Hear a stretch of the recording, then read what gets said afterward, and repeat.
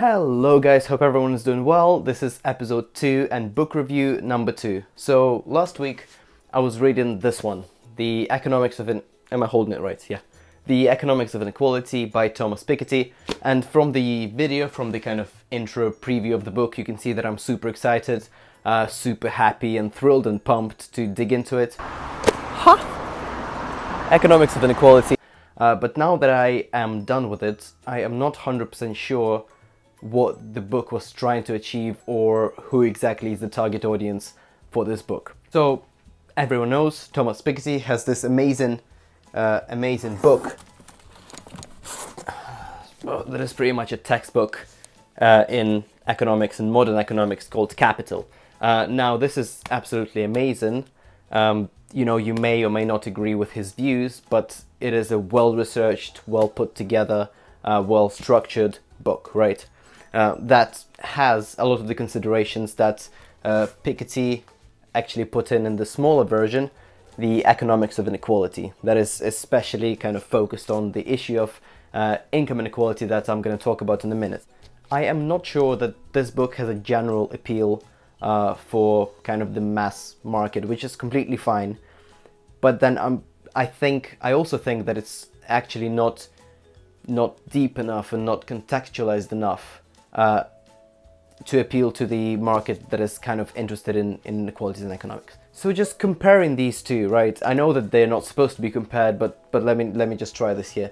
So this one is really for people who are very much interested in economics, who are not necessarily economists, did not necessarily have economics training, but let's say are familiar with the vocabulary and are kind of quite aware of the most trends in the economy and things of that nature. Also, talking about enthusiasm and kind of dedication to the subject, to be able to go through this book, you have to be quite passionate or quite interested in economics of 21st century or the modern economics or parts of it, right?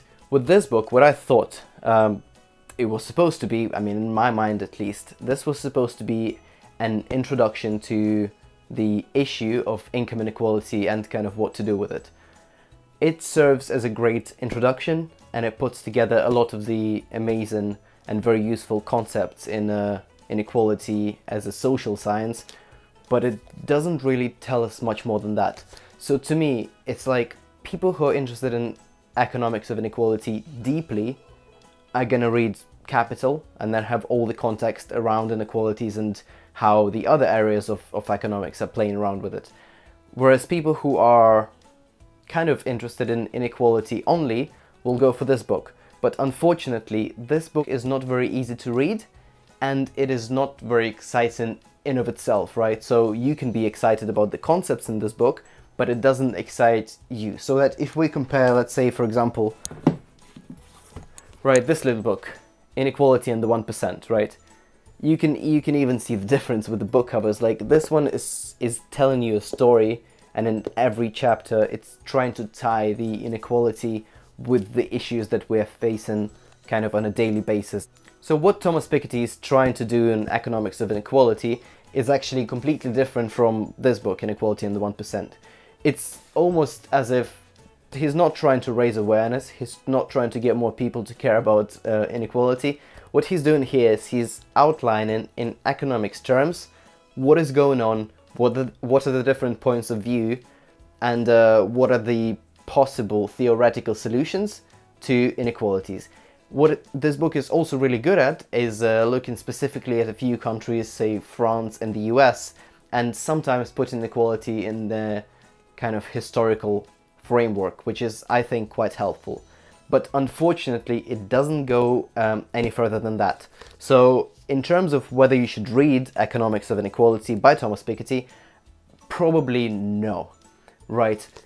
If you're super interested in economics, read Capital, probably don't bother.